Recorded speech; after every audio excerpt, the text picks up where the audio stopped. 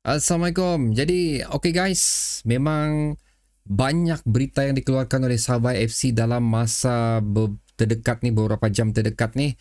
Jadi, aku akan cuba rangkulkan di dalam satu video ni, di mana pada sebelum ni segelintir penyokong peminat Sabah FC termasuk aku sendiri mengatakan memang macam sendu sikit Sabah FC untuk persiapan 2024-2025 ni.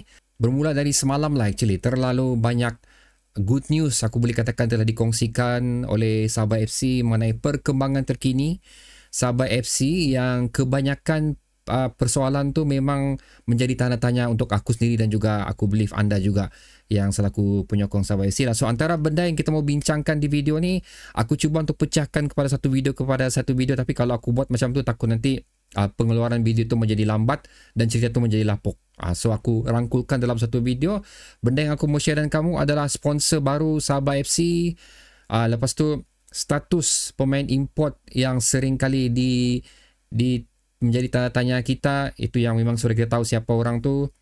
Seterusnya akan berlaku satu sesi jelajah Sabah untuk Sabah FC, JC terbaru dan social media.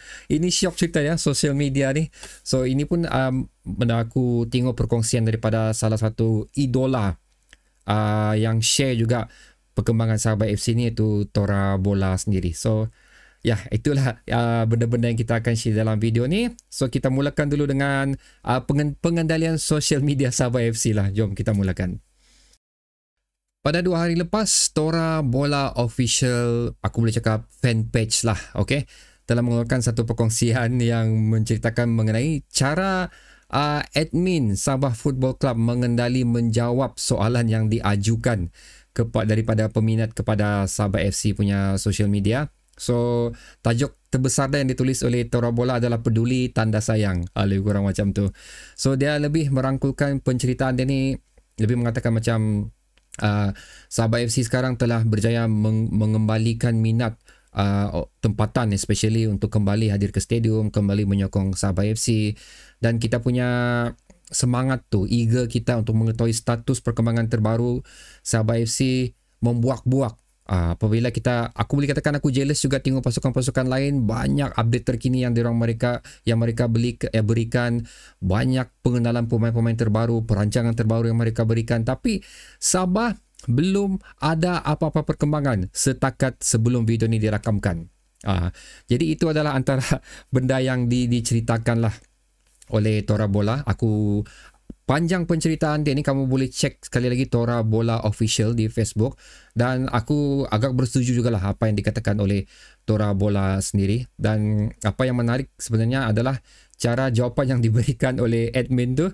So aku nak akan cerita panjang apa yang dikatakan, kamu boleh cek sendiri apa yang Tora Bola share tu. Aku dah tahu, aku cuma macam aku cakap tadi, aku tidak menyalahkan mana-mana pihak. Cuma sekali lagi apa yang dikatakan oleh Tora Bola ni betul. Cuma kita tidak tahu siapa di sebalik admin untuk social media ni. Adakah ini cara mereka bergurau senda ataupun memang serius? Itu aku tak tahu. So aku tak boleh buat conclusion di sini. Tapi apa yang boleh aku katakan di sini, at least ada orang menjawab lah. Okay, bukannya bila kita komen tiada orang jawab. Cuma cara jawapan tu kalau kita baca macam yang, apa masalah dia orang ni, macam tak puas hati pula dengan soalan yang diberikan. Tapi bila kamu tengok dari sudut lain juga, okay, ini mungkin cara gurauan ataupun cara mereka macam engage untuk penyokong-penyokong Sabah FC dengan cara yang berbeza daripada sebelum ni, yang mungkin kita tidak biasa.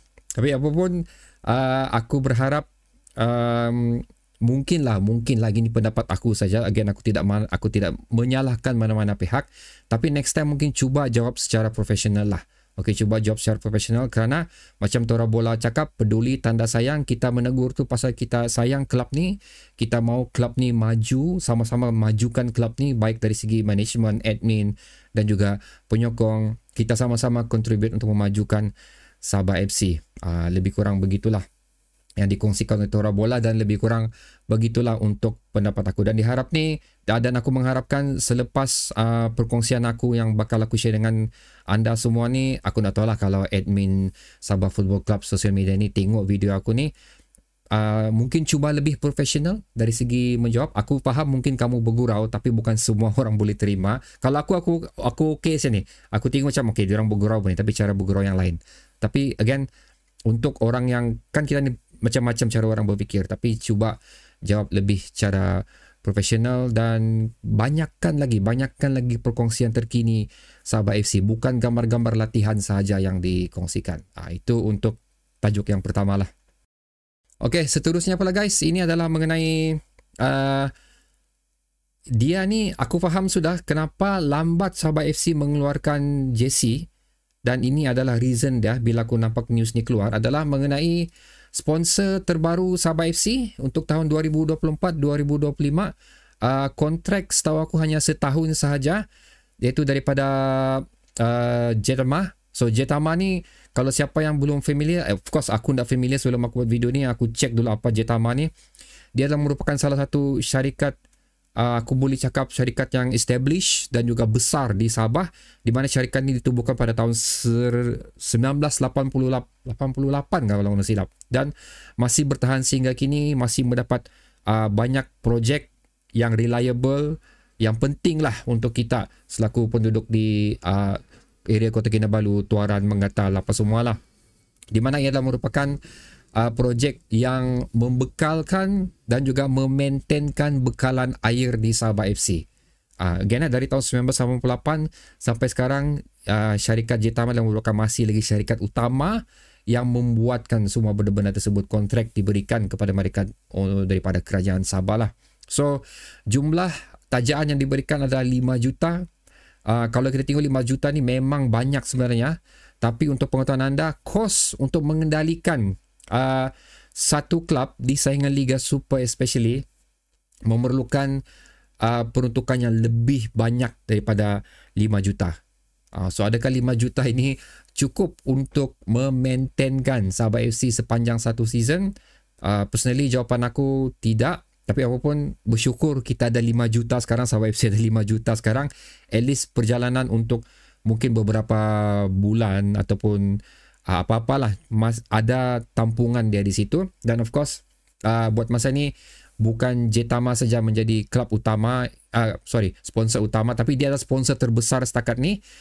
Masih juga ada beberapa sponsor lain lah untuk Sabah FC bagi memberi sumber kewangan untuk meneruskan saingan Liga Super ni, dan diharap dengan kemasukan Jetama ni tidak ada masalah tunggakan gaji lagi yang berlaku, baik untuk senior squad, baik untuk junior squad, dan juga apa-apa yang perlu dimaintainkan lah di Sabah FC ni akan kekal lancar di sepanjang musim ni, dan diharap kita tidak akan mendengar lagi sebarang benda-benda yang tidak seronok lah. Okey, baru nanti ujung sekali baru aku cerita pasal JC, pasal dia memang ada berkait rapat dengan sponsor ni lah. Seterusnya guys adalah mengenai Stambor ni. So alhamdulillah, finally Stambor telah disahkan oleh Ong Kim Swee sendiri mengikat kontrak bersama Sabah FC sekali lagi bagi musim 2024-2025.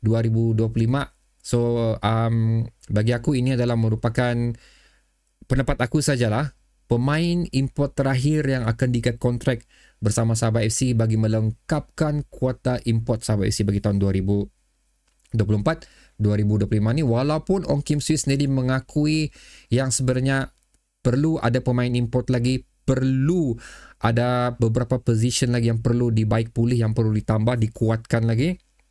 Tapi apapun, Ong Kim Swee sekali lagi sendiri mengaku juga yang kesemua itu harus bergantung dengan bajet yang ada untuk Sabah FC bagi season ni lah. So that's why kenapa again benda ni agak sunyi untuk Sabah FC, especially bagi pemain terbaru dan juga pendaftaran pemain.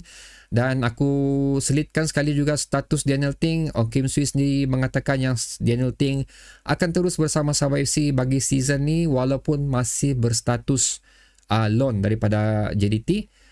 Kita cerita pasal loan pula. Sekarang ni buat masa ni lah JDT telah mengesahkan yang pemain yang dilonkan daripada JDT boleh beraksi untuk menentang JDT bagi musim ni. So itu adalah benda yang menarik juga, yang bagus juga untuk kita. So at least kita dan juga klub-klub lain boleh menurunkan full potential firepower mereka apabila menentang JDT.